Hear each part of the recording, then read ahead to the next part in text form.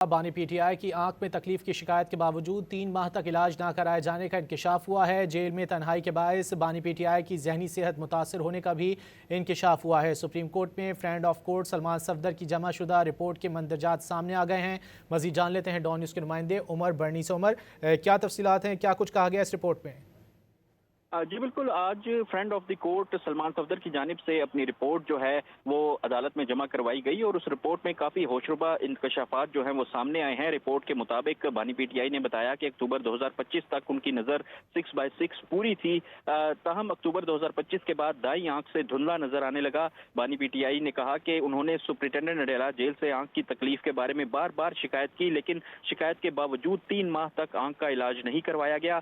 Report میں مزید کہا گیا ہے کہ پمز اسپتال کے ماہر چشم ڈاکٹر عارف نے ان کی آنکھ کا معائنہ کیا اور پمز اسپتال میں علاج کے باوجود جو ہے ان کی جو دائیں آنکھ کی بینائی ہے وہ صرف 15% جو ہے وہ باقی رہ گئی ہے۔ رپورٹ کے مطابق جیل میں بانی پی ٹی آئی کو بروقت طبی سہولتیں نہیں دی گئیں، آنکھ میں خون جمنے سے شدید نقصان ہوا۔ ملاقات کے دوران بانی پی ٹی آئی کی جو آنکھ تھی اس سے بھی پانی آتا رہا، یہ رپورٹ میں کہا گیا ہے۔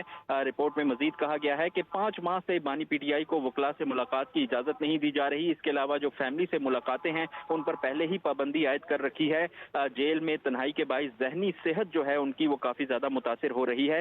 رپورٹ میں مزید کہا گیا ہے کہ بانی پی ٹی آئی نے یہ بھی ہمیں بتایا کہ گرمیوں میں مچھروں سے نیند متاثر ہوئی اور شدید گرمی کے باعث ان کو جو ہے وہ ٹھیک طرح سے نیند بھی نہیں آتی تھی۔ اس کے علاوہ جو حشرات تھے وہ بھی ان کے سیل میں آ جاتے تھے، تو کافی مشکلات کا بانی پی ٹی آئی کو سامنا رہا، جس کی تمام تر جو شکایات ہیں وہ بانی پی ٹی آئی نے سلمان صفدر کے ذریعے سپریم کورٹ سے کی ہیں۔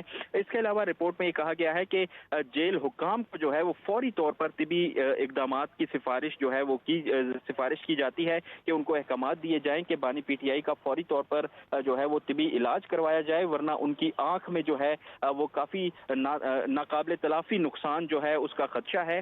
مزید رپورٹ میں کہا گیا کہ ان کی جو بیٹوں سے ٹیلی فونک ملاقات تھی وہ بھی نہیں کروائی جا رہی، جس کے باعث بانی پی ٹی آئی ہیں وہ ذہنی جو اذیت کا شکار ہیں اور ان کی بیٹوں سے ملاقات کروانے کے احکامات بھی جاری کیے جائیں۔ اس کے علاوہ بانی پی ٹی آئی نے یہ بھی بتایا کہ 2 سال سے ان کے دانتوں کا معائنہ بھی جو ہے وہ نہیں کروایا گیا اور ان کی عمر کے مطابق باقاعدگی سے بلڈ جو ہے وہ نہیں کروایا ہے۔